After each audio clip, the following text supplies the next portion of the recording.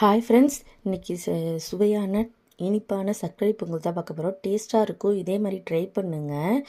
ஒரு அரை கப் பச்சரிசி எடுத்துருக்கேன். கப் சின்ன கப்பால் பாசிப்பயிறு எடுத்திருக்கேன். வெல்லம் ஒரு 3/4 கப்பு, முந்திரி பருப்பு, திராட்சை, நெய். செம டேஸ்ட்டாக இருக்கும். கோவில் ஸ்டைலில் தான் இருக்கும். கோவிலில் எப்படி பிரசாதம் தருவாங்களோ அதே மாதிரி டேஸ்ட்டாக இருக்கும். நீங்களும் ட்ரை பண்ணுங்கள். பச்சை கற்பூரம் போட்டிங்க, கோவில் ஸ்டைலில் இருக்கும். பச்சரிசியையும் பாசிப்பயிரையும் நல்லா கழுவி எடுத்துக்கலாம். அதுக்கப்புறம் தண்ணி ஊற்றி நல்லா வேக வச்சு நல்லா குழைய எடுத்துக்கிங்க.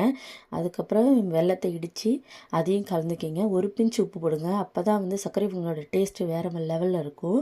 செம்மையாக இருக்கும். இதே மாதிரி ட்ரை பண்ணுங்கள். ஏலக்காய் தூள் போட்டுக்கிங்க. நல்ல மணமாக இருக்கும். இந்த ஸ்டேஜில் பச்சை கற்பூரம் இருந்தால் போட்டுக்கிங்க. என்கிட்ட இல்லை, அதனால் போடலை. நெய், முந்திரி பருப்பு நல்லா வறுத்து போட்டுக்கிங்க. திராட்சை கூட போட்டுக்கலாம். இதே மாதிரி ட்ரை பண்ணுங்கள். பாய்.